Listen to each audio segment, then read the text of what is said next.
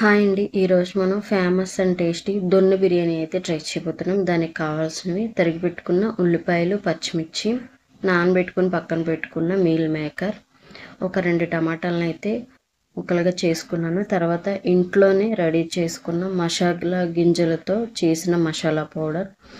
మనం ఈరోజు దొన్న బిర్యానీని కరెంట్ కుక్కర్లో అయితే ట్రై చేయబోతున్నామండి. గిన్నెలో ఆయిల్ వేసుకొని ఆయిల్ బాగా హీట్ అయిన తర్వాత బిర్యానీ ఆకులను అయితే వేసుకోవాలి. తర్వాత తరిగి పెట్టుకున్న ఉల్లిపాయలు, పచ్చిమిర్చి వేసుకొని బాగా వేయించుకోవాలి.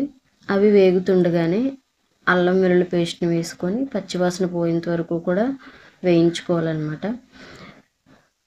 దాని తర్వాత మసాలా పౌడర్ని అయితే యాడ్ చేసుకొని ఒక 2-3 మినిట్స్ అయితే బాగా ఫ్రై అవ్వనివ్వండి. తర్వాత మిల్ మేకర్ని అయితే వేసుకొని కలుపుకోవాలన్నమాట. అది కలుపుకున్న తర్వాత ఇందాక మనం తరిగి పెట్టుకున్నాం కదండి టమాటాలని, ఆ టమాటాలను కూడా యాడ్ చేసుకొని చిన్న సాల్ట్ అయితే వేసుకొని కలుపుకొని ఇది కూడా ఒక 2-3 మినిట్స్ అయితే బాగా ఉడకనివ్వాలండి. టమాటా బాగా మగ్గిపోవాలన్నమాట.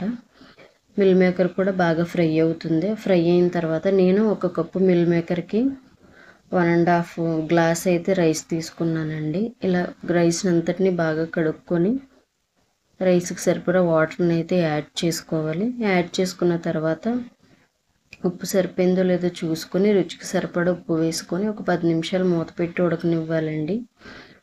ఇంకా ఎవరైనా మన ఛానల్ సబ్స్క్రైబ్ చేసుకోకపోయినా తప్పకుండా సబ్స్క్రైబ్ చేసుకోండి. నా వీడియోకి లైక్ చేయండి. చూస్తున్నారు కదా మన టేస్టీ దొన్న బిర్యానీ అయితే రెడీ అయిపోయిందండి. మీరు మాత్రం నా ఛానల్ని సబ్స్క్రైబ్ చేయడం మర్చిపోకండి. మళ్ళీ ఒక మంచి వీడియోతో కలుద్దాం.